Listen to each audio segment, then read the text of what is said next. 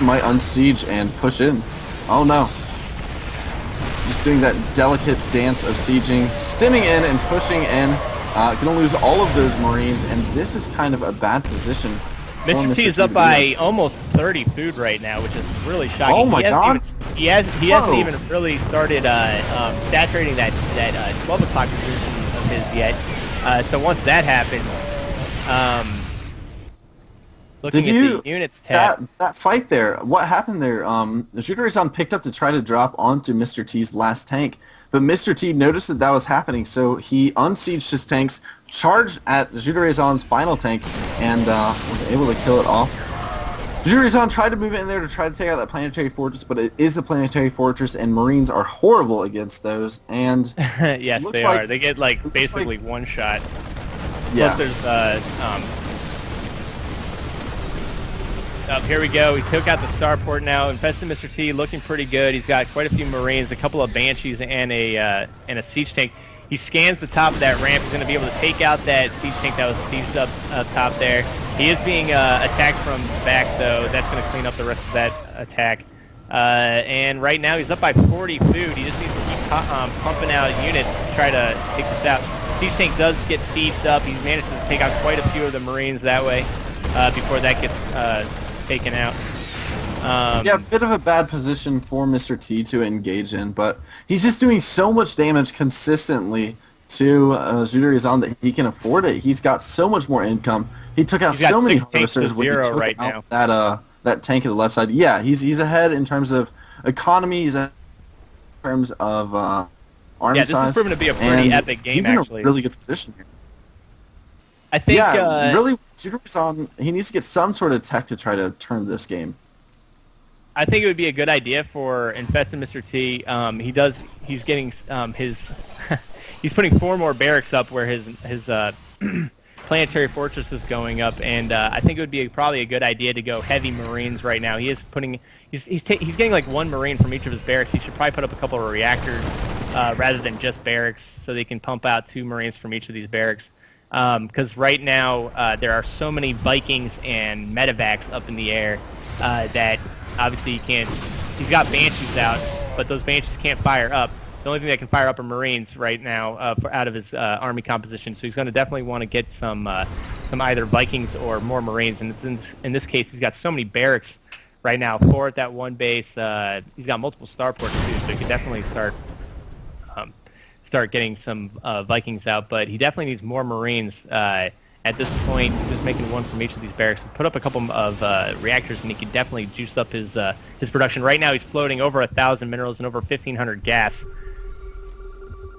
Yeah, he was up to about 2,000 gas earlier, so it's good to see him spinning it. Going to be able to take out that siege tank before he gets off any shot. Do a ton of damage. Oh no, and he needs to siege up. Lots of Marines charging in from behind. They're able to do a lot of damage. And Mr. T might take it right here. Oh my god. I think that Judarizon is going to be GGing any second now.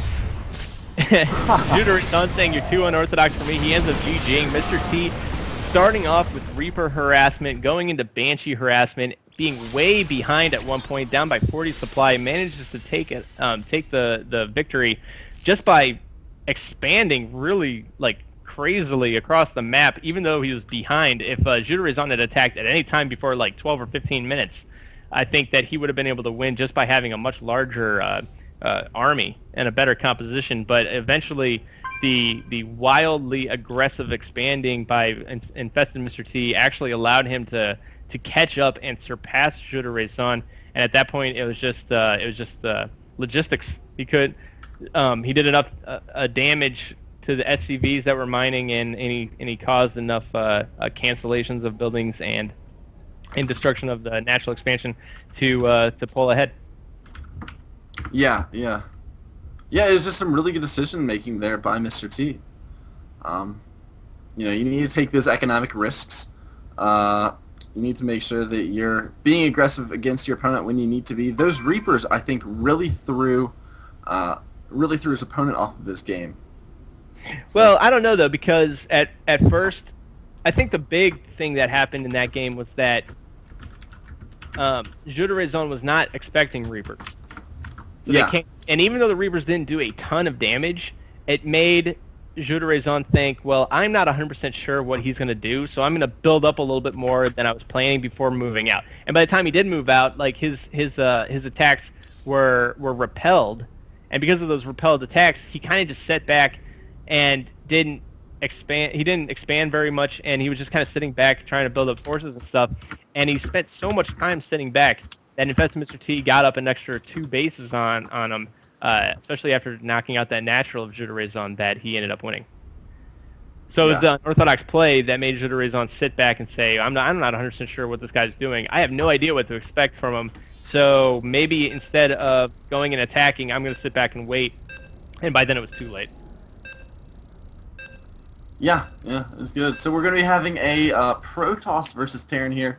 rec and Ran regular figures, both on the King of the Hills. Actually, if they're masters, then they're not regular figures on King of the Hills. But I know at least that they have played in our tournaments before.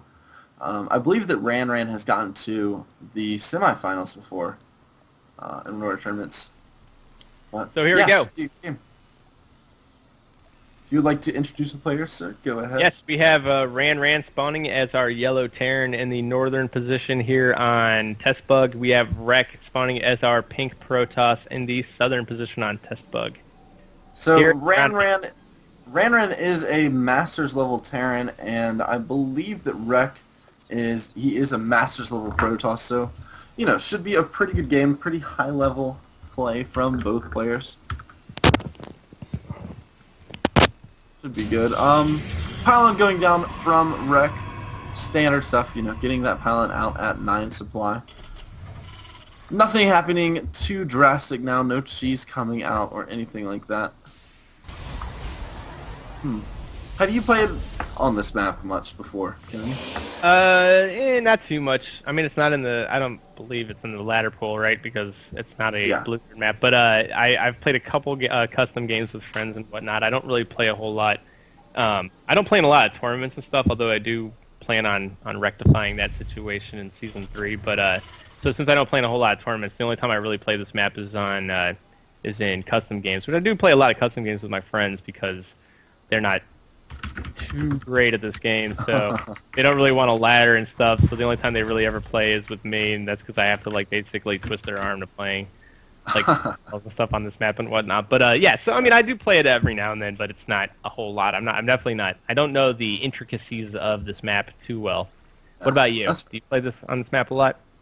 Not, I wouldn't say a whole lot, but I have played on it a decent number of times. Me and Absentis, one of the guys who was on the pre-show with us, we used to practice together a whole lot. We still do occasionally. We played on the public test round once, but he and I both love this map, and it provides for some really interesting, really macro-heavy games. So I don't know, it's good. It's good. And I'm hoping. I'm actually looking at the tournament that I'm going to tomorrow right now. Oh man, they don't have it on here. Oh man, I was really hoping that they would have Test Bug in the map pool, but they don't, unfortunately. Yeah. I'm excited. I'm going to a tournament tomorrow. Have you been to any of the MLGs? I haven't yet. No. Which one is it tomorrow? Oh no, there isn't an MLG tomorrow. It's a small one.